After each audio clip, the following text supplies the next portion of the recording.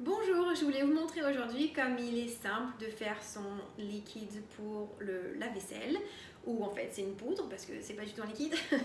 Votre poudre pour le lave-vaisselle, il vous faut quelques ingrédients super simples: du bicarbonate de soude, des cristaux de soude, c'est aussi du carbonate de sodium, du sel tout simplement, et puis de l'acide citrique.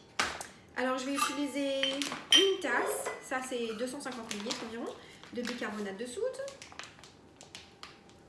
C'est pas grave si ça tombe un peu à côté, ou beaucoup à côté d'ailleurs. J'aime bien utiliser ça parce que ça lave très bien la vaisselle. C'est naturel. Je sais qu'il ne va pas y avoir de résidus sur mes assiettes qui sont toxiques et qu'on va ensuite consommer. Ensuite, je mets une tasse aussi, pareil, de cristaux de soude. 250 ml.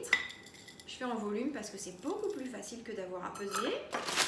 Et ensuite, un quart de tasse de acide citrique. Un quart de tasse, du coup c'est 65 ml environ. Un quart de tasse, voilà. Et un quart de tasse de sel, parce que ça va aider à... c'est un peu comme un gommage en fait, ça va aider à frotter et enlever les saletés qui se trouvent sur la vaisselle, voilà. Et ensuite, je rajoute mes huiles essentielles. Alors, on a le choix. Moi, j'aime bien utiliser Purification ou alors une autre qui s'appelle Citrus Fraîche que j'ai déjà rangée. Mais elles sentent très bon. Il y a des huiles essentielles d'agrumes dedans. Dans celle-là, il y a de l'arbre à thé. Donc, je mets environ 5 à 10 gouttes à peu près.